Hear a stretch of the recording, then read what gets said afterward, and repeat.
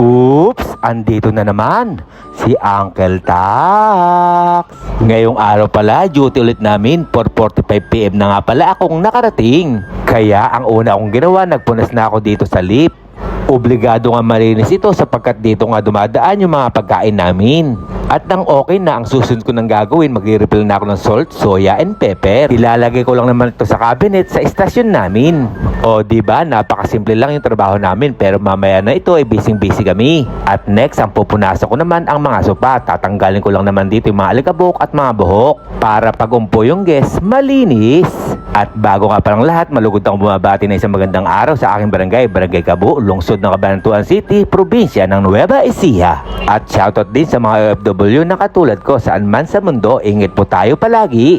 At ang susunod gagawin, iaaris natin itong mga high chair.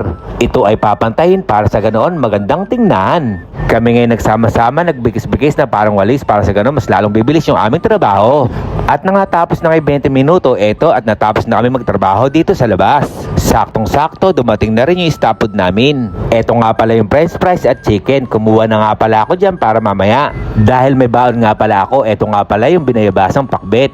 Yung niluto ko kagabi. Tara muna mga uncle, samahan nyo muna akong kumain. Tara, kain po tayo. Gulay, may bayabas. Unang subo para sa inyo.